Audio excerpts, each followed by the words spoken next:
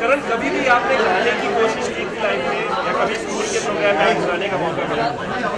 मैं कहना चाहूँगा कि ये बहुत सही सवाल पूछा है आपने। एक टैलेंट परेड था स्कूल में, मैं 8 साल का था, तो पता नहीं मेरे माइंड में सुर और ताल की बहुत समझ है, तो मेरे माइंड में धुन परफेक्टली बचता था।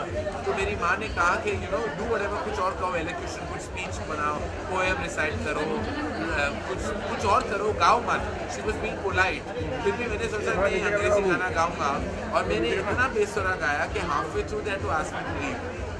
तब मुझे बात मेरे जहन में चली गई कि मुझे बिल्कुल गाना नहीं चाहिए, और मैं गानों को समझ सकता हूँ, म्यूजिक को जानता हूँ, इनकी इतनी जानकारी है, बस गा नहीं सकता।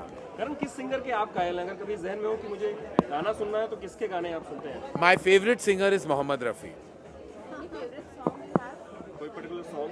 मोहम्मद रफ़ी के सारे गाने मुझे बहुत बेहद खूबसूरत लगते हैं। जो इन गानों में जो दर्द है और मिठास है और रोमांस है, वो किशोर दा, आशा जी। लेकिन सबसे मेरा फेवरेट गाना लता जी की रेंडिशन है लग जा गले। जब भी मैं वो गाना सुनता हूँ तो मेरे दिल को कुछ हो जाता है वाकई। आई मीन वो that's my go to song, चाहे मैं खुश हूँ या किसी दर्द से गुजर रहा हूँ, लग जा गले is my most favourite song ever. पिछले 2-3 दिन जो थे वो काफ़ी बिजी थे आपके लिए। कल मनीष की पार्टी थी, उसके पहले आप दिल्ली में थे, फिर अवार्ड्स थे। तो how you manage all these? I manage जब घर पे कोई जब there is no wife at home, there no kids at home, तो वो 8 घंटे ज़्यादा फ्री में मिल जाते हैं। फिर तब बहुत करने को बहुत चीज़ें करने का वक्त मिल जाता है।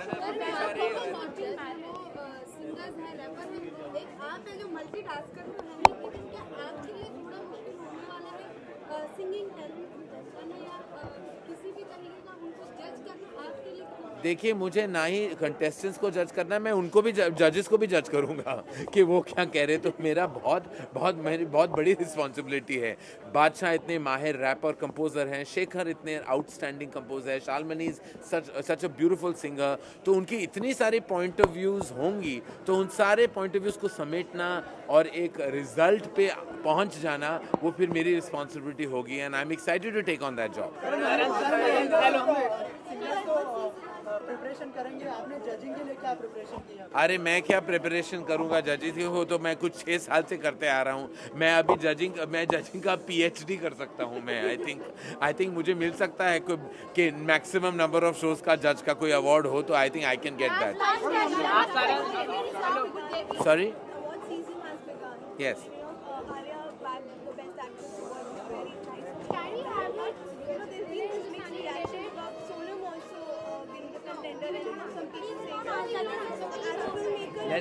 Let's keep it to the show.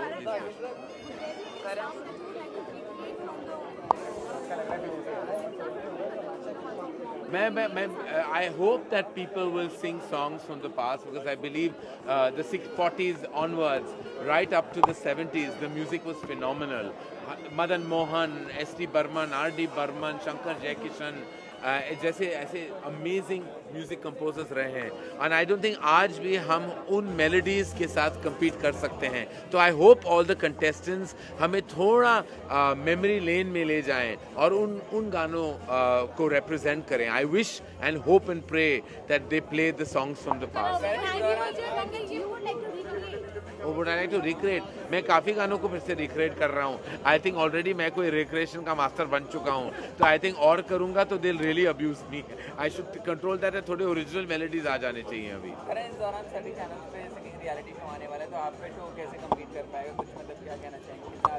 देखिए, हम क्या हैं, हम मार्केटिंग एक्सपर्ट्स हैं, तो अब हमसे पूछेंगे तो हम कहेंगे कि हमारा शो ही नंबर 1 शो होने वाला है, और हम अपनी शो की ही तारीफ करेंगे, तो ये तो गलत सवाल कर लिया आपने।